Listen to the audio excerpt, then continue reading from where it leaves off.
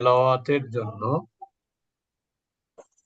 যে নিয়ম নীতিগুলো রয়েছে, যে রুলস রয়েছে, সেগুলোর কিছু আছে। যদি আপনি ফলো না করতে পারেন বা যদি ফলো না করেন, সেক্ষেত্রে নামাজ ভঙ্গের সম্ভাবনা রয়েছে। নামাজ ভঙ্গের সম্ভাবনা রয়েছে। আচ্ছা। যে ধরনের ভুল নামাজের মধ্যে পড়ার ক্ষেত্রে করলে নামাজ ভঙ্গের সম্ভাবনা রয়েছে, তার মধ্যে গুরুত্বপূর্ণ হলো মাদ। আর মাদের মধ্যে আমরা যেটা বলেছি যে মাদ হচ্ছে বেসিক মাত্রাই মেইন। আপনি কোথাও 3 আলিফ 4 আলিফ এগুলো যদি মাদ নাও করেন, তাতে অর্থের পরিবর্তন ঘটবে না। ঠিক না? যেমন আপনি যদি চা খান, চায়ের মধ্যে যদি চিনি একটু কম খান, তাহলে চার নামটা চেঞ্জ হবে না এবং চা খেতে মোটামুটি লাগবে ভালো।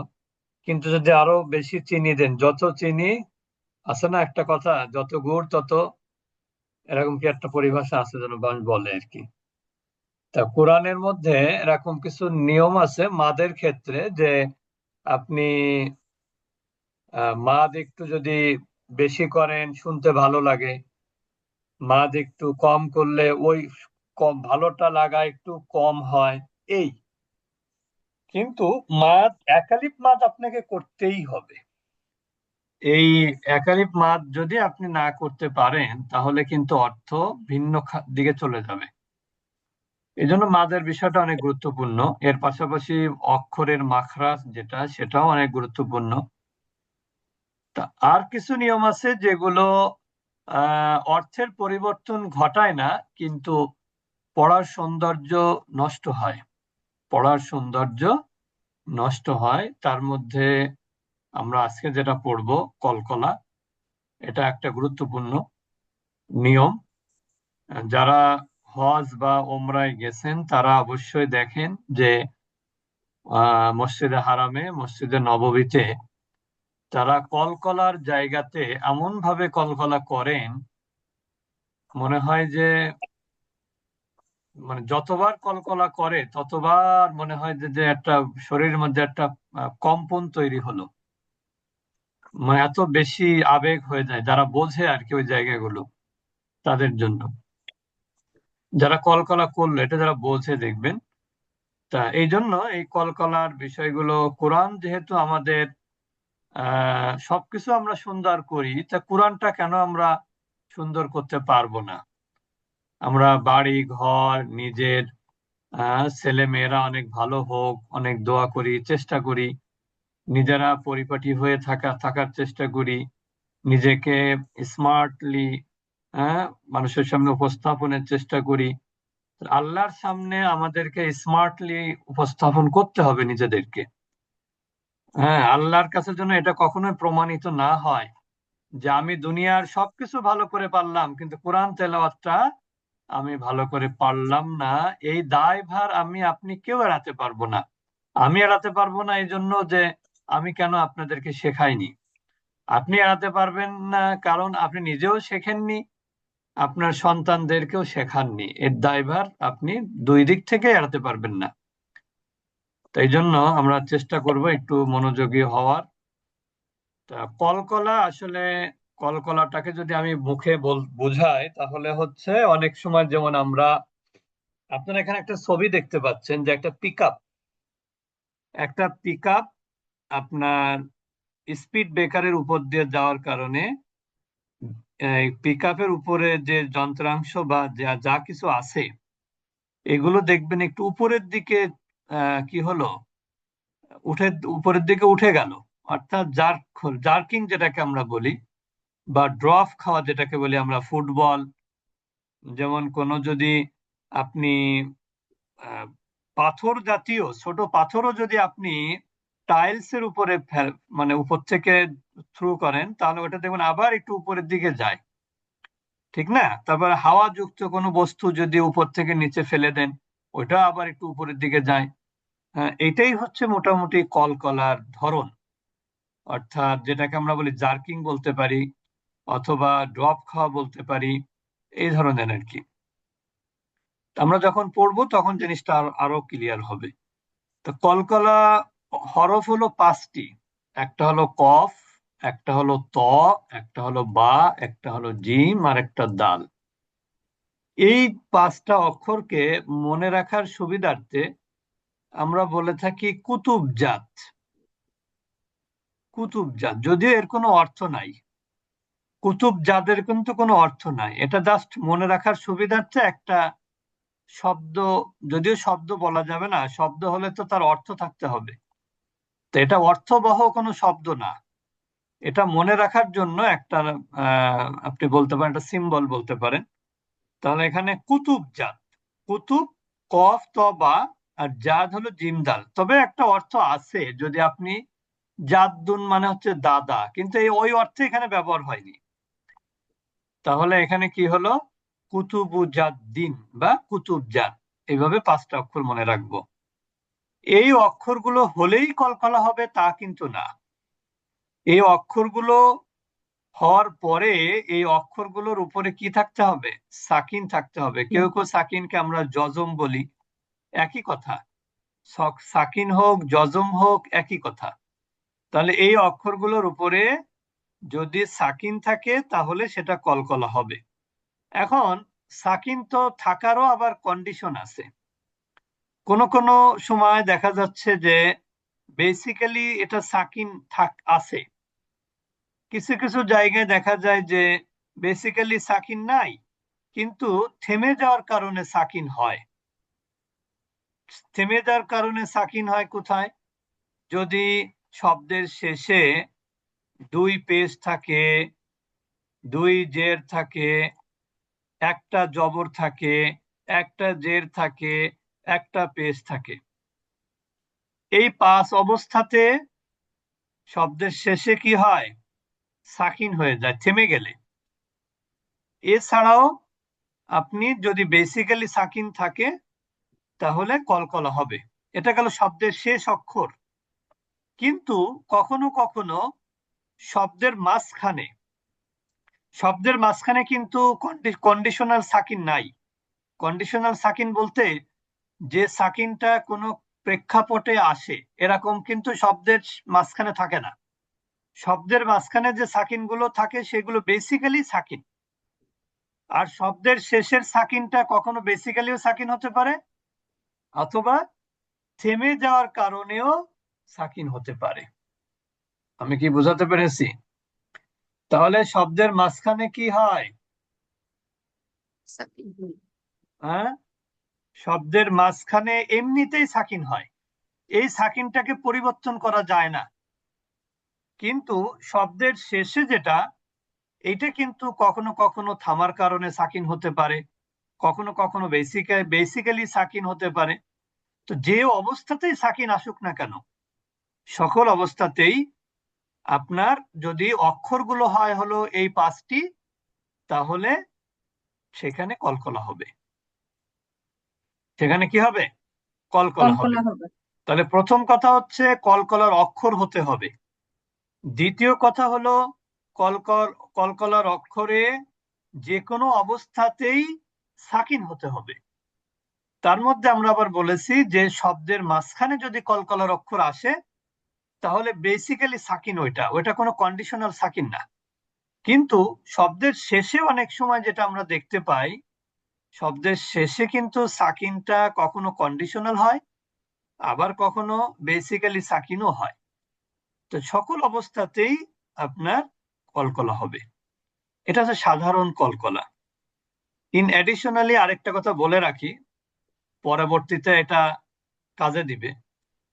কলকলার অক্ষর যদি শব্দের শেষে আসে আর তার উপরে যদি তাসদিদ থাকে, এটা আবার বলছি, কলকলার অক্ষর যদি শব্দের শেষে থাকে এবং সেই কলকলার অক্ষরে যদি তাসদিদ থাকে, যেমন একটা উদাহরণ দেই, তাব্বাত ইয়াদা আবি লাহাবি ওয়া তাব্বা।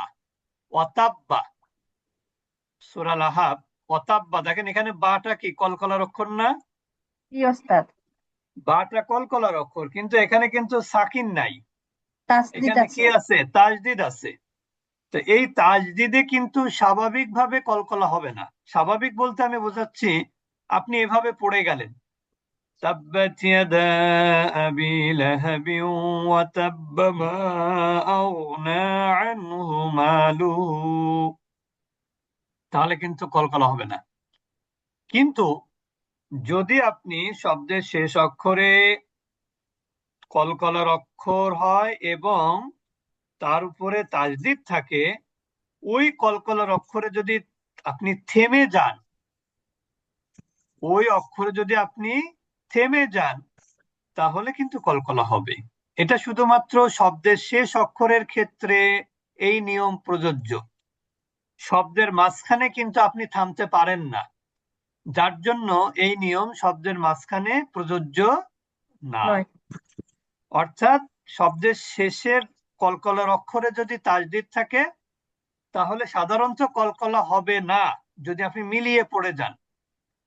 আর যদি ওই কলকলার অক্ষরে থেমে যান, সেটা তাজদিদ হলে হোক বা সাকিন হলেই হোক, উভয় অবস্থাতেই কলকলা হবে। তার মানে আমরা একথা বলতে পারি যে তাজদিদেও কলকলা হয়, সেটা হলো শব্দের শেষ অক্ষরে থেমে গেলে তো কলকলা হয়। তাজদিদে কলকলা হয় কখন? যদি শেষে আপনি শেষে, শেষে। শব্দের শেষে কলকলার অক্ষরে তাজদিদ থাকে এবং আপনি যদি ওই অক্ষরের উপরে যদি থেমে যান, তাহলে আপনার কলকলা হবে, তাছাড়া কলকলা হবে না। তো আমরা এখন একটু পড়বো যখন, তখন এই জিনিসগুলো আরো বেশি ক্লিয়ার হবে। কলকলার তিনটা প্রকার আছে, যেটা আমরা শেষে বলবো। এখানে দেখেন কলকলার অক্ষরটা কোনটা প্রথম শব্দে? কফ। কফ। কফের উপরে কিন্তু সাকিন আছে, তার মানে এটা কলকলা হবে, ঠিক না? এখন জি। কিভাবে কলকলা না করলে কিভাবে হবে পড়বো আমরা? ফলাক না, এটা হচ্ছে কলকলা না করা। ফলাক না, ফলাক না মানে কলকলা করা না। অর্থাৎ যদি আপনার কোনো ভারী বস্তু, কাদা মাটি যেটা নরম কাদা, সেই কাদার মধ্যে যদি উপর থেকে ফেলে ফেলে দেন, ওই বস্তুটা কিন্তু মাটির মধ্যে গেঁথে যাবে, ওইটা আর কি হবে না, উঠবে না। উপরের দিকে উঠবে না। তার মানে এক কথায় প্রতিধ্বনি হয় না। পড়ার ক্ষেত্রে কি হবে না? প্রতিধ্বনি হবে না। এটাই হলো, প্রতিধ্বনি না হলে সেটা কলকলা হলো না। তা আমি কিন্তু দেখেন এখানে খলাক না বলেছি, এখানে প্রতিধ্বনি হয়নি কলকলার অক্ষর। জি। এবার যদি আমি কলকলা করি তাহলে কিভাবে হবে? খলাক, খলাক, এই দেখেন খলাক, বুঝতে পেরেছেন? এটা কিন্তু প্রতিধ্বনি হলো খলাক, খলাক, খলাক, অর্থাৎ খলাক না বলে খলাক, অর্থাৎ আবার উপরের দিকে একটা আবার এটাকে বাউন্স বলতে পারেন, বাউন্স। বাউন্স যেটা যেরকম আপনার ক্রিকেটে বাউন্স হয় না, তো খলাক ও না, এটা কলকলা হলো। রজাক ও না হুম, আর যদি কলকলা না করি তাহলে কি হবে? রজাক না হুম, রজাক না হুম, তাহলে কলকলা হলো না। মা তো লাই, মা তো, মা তো কলকলা হলো। মা তো লাই, ইউ তো রিমু, ইউ তো রিমু, তাহলে এখানে আমরা পেলাম কফ, এখানে পেলাম ত, দুইটাই কলকলার অক্ষরে সাকিন আছে। ইবেনু বা, আবেদু বা, এখানে বা হচ্ছে কলকলার অক্ষর। সুবহানা, ইবেরহিমা, এগুলো সবই কলকলা। এখানে একটা জিনিস, যদি এখানে কেউ থেমে যায় ইব্রাহিম বলে, তাহলে এখানে কি মাদ হবে? মাঝে আদি। মাদ্দে আরজি হবে, কারণ ইয়ামাদ, ওয়াওমাদ, আলিফমাদ, খাড়া জবর, খাড়া জের, উল্টা পেশ। অর্থাৎ এক কথায় বেসিক মাদের পরের অক্ষরে থামার কারণে যদি কি হয়, সাকিন হয়, তাহলে সেটা হয় মাদ্দে আরজি। আর এখানে যদি না থামেন তাহলে মাদ্দা আরজি হবে না, এক আলিফ মাদ হবে। মাদ্দা আরজি 3 আলিফ মাদ। জি। ক্বাবেলি, আমরা সবাই বলি ক্বাবেলি, কবেলি। কবে ক্বাবেলিকা, কবেলিকা। ক্বাবেলিহিম, কবেলিহিম। ক্বাবেলিকুম। কবেলিকুম। এবারে জিম, কলকলার অক্ষর। তাজরি, তাজরি। ইয়াজআলু, ইয়াজআলু। মুজরিমিনা, মুজরিমিনা। মুজরেনা, মুজরিমি, রি রি, মুজরিমিনা। মুজরিমিনা। মনে রাখবেন, আরবি কোরআনে শুধুমাত্র একটা জায়গাতে একারের উচ্চারণ হয়, মাত্র একটা জায়গাতে, জেরের জায়গাতে একারের উচ্চারণ হয়। আর সব জায়গাতে জের যেখানে থাকবে সেটাকে রস্যিকারের উচ্চারণ করতে হবে, একার না। যদি এখানে একারের উচ্চারণ হতো তাহলে কিভাবে হতো? মুজ রেমি, রেমি হতো। আসলে রে, রে হবে না, কি হবে? রি। একারের উচ্চারণ নাই কোরআনে। মিনা। একটা জায়গায় আছে বিসমিল্লাহি মাজরে, ওই এক জায়গাতে আছে ইমালা। আজমাইনা, আজমাইনা। এরপরে দাল, কলকলার অক্ষর। আদেনি, আদনি। আদেনি, আদনি। আদেরকা, আদরকা। ইয়াদউনা, ইয়াদউনা। তাদউনা। তাদউনা। এখানে দেখেন, ওয়া খলাকনাকুম আজওয়াজা, খলাকনাকুম আজওয়াজা। ওয়া খলাকনাকুম আজওয়াজা। ওয়া খলাকনাকুম আজওয়াজা। আপনারা একটা জিনিস হয়তো বা খেয়াল করেছেন যে আমাদের কলকলার সাউন্ড কোনোটা উপরের দিকে যায়, জি ওস্তাদ। আবার কোনোটা নিচের দিকে যায়। জি। তা দুইটা অক্ষরের সাউন্ড যাবে উপরের দিকে, উপরমুখী হবে। বুঝতে পেরেছেন? একটা হচ্ছে জি। কফ আর একটা হলো ত। যেমন এখানে যদি নিচের দিকে বলতাম তাহলে কিভাবে উচ্চারণ করতাম? খলাকা, খলাকে, খলাক, তাই বলতাম। কিন্তু আসলে হবে কি? খলাকো, খলাক। খলাকো। খলাক। ومما رزقناهم, ওয়া সবাই বলেন। মিম্মা রাযাকনাহুম। এখানে মিমে হচ্ছে কি গুন্না? ওয়াজিব গুন্না। অজীব গুন্না। অজীব গুন্না হলে নুন এবং মিমে তাসদিদ, ওয়াজিব আর গুন্না। তার পূর্বের অক্ষর তানভিন এবং সাকিন মুক্ত। অজীব গুন্না হতে হলে কি হবে? তার পূর্বের অক্ষরে সাকিন থাকতে পারবে না, আর তানভিন থাকতে পারবে না। এখানে কিন্তু সাকিন আর তানবিন নাই। নুনে মিমে তাজদিদ হলেই যে ওয়াজিব গুন্না হবে বিষয়টা এমন না। রাযাকু, এখানে কি হলো? কফটা কলকলা হলো। না, এটা খাড়া জবর, আলিফ সগীরা। ইয়ুম, কি গুন্না? ইকফা। ইকফা গুন্না। কারণ নুন সাকিনের পরে ফা, এই ফাটা না ইজহারের অক্ষর, না এটা ইকলাবের অক্ষর, না এটা এদগামের ইদগামের। অক্ষর, বরং এটা হলো ইকফার ইকফা। অক্ষর। এই জন্য আমরা বলেছি যে ইকফা হলে গুন্নাটা অনেক কিসের মতন হয়? আইএনজি বা অনেশ্বরের মতন। ইউনফিকুন, ইউনফিকুন।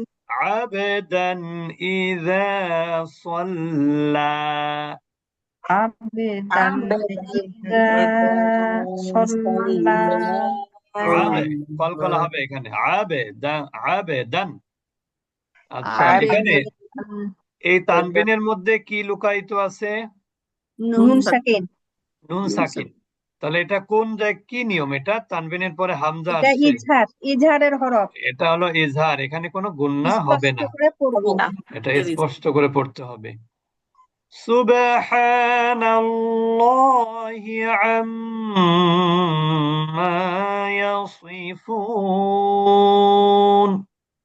সুবহানাল্লাহি আম্মা ইয়াসিফুন ইয়াসিনা ইয়াসি ইয়াসিফুন ইয়াসিফুন ইয়াসিফুন ইয়াসিনা ইয়াসিফুন। ইয়াসিফুন সুবহানাল্লাহি আম্মা ইয়াসিফুন। সুবহানাল্লাহি আম্মা ইয়াসিফুন। তো এখানে আম্মা এটা ওয়াজিব গুন্না, সুবা এটা কলকলা, আর আল্লাহ শব্দটাকে, আল্লাহ শব্দের মোটা করে পূর্বের পড়তে অক্ষরে হবে। জবর বা পেশ হলে আল্লাহটা মোটা করে মোটা করে পড়তে হয়। বুঝতে পেরেছেন? জি। ইয়াসিফুন, এখানে ফুন যদি বলে থেমে যান তাহলে মাদ্দে আরজি হবে, আর যদি ইয়াসিফুনা বলেন তাহলে মাদ্দে আসলি হবে, বেসিক মাদ হবে। সুহুফি ইব্রাহিম ওয়া মূসা। সুহুফি ইব্রাহিম ওয়া মূসা وما أنزل من قبلك ওয়া মা উনজিলা মিন ক্বাবলিক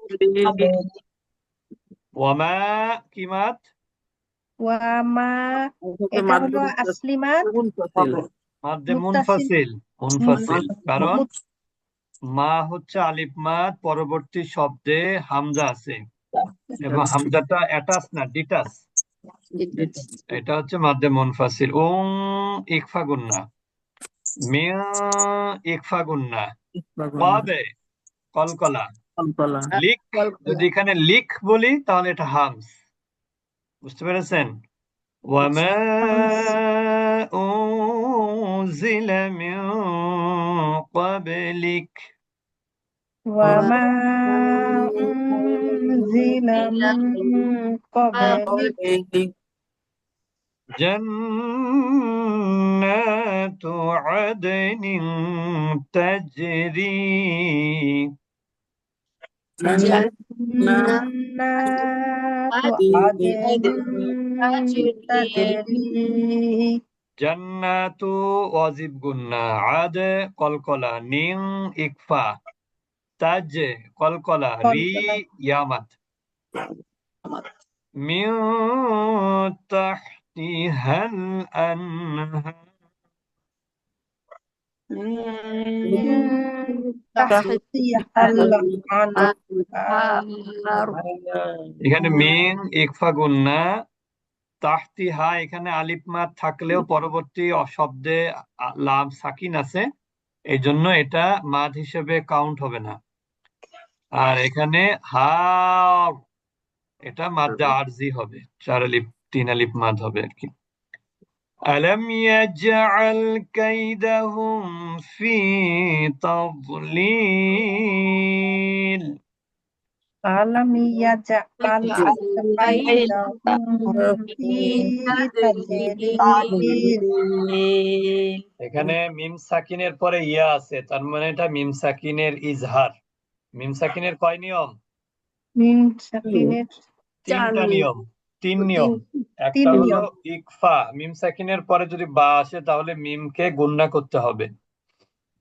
একটা হলো ইদগাম, মিম সাকিনের পরবর্তীতে যদি মিম আসে তাহলে সেটা গুণনা সহ মিলিয়ে পড়তে হবে। ইদগমের অক্ষরে কি থাকে? সবসময় তাজদিদ থাকে।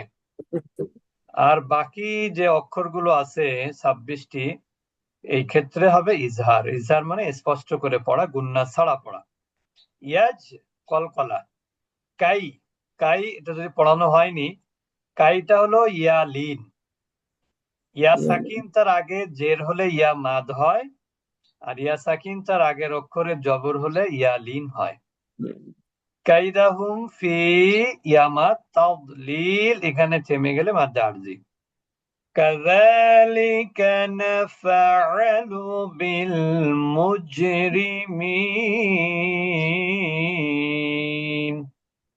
كذلك ذلك بالمجرمين المجرمين মুজে এখানে হচ্ছে কলকলা, মুজে এটা হলো কলকলা, রিমিন এটা হলো মাদ্দে আরজি। তো আমরা আজকে কলকলা পড়লাম। আগামী ক্লাসে ইনশাল্লাহ আমরা নতুন কোনো বিষয় পড়বো, আল্লাহ তৌফিক দিলে।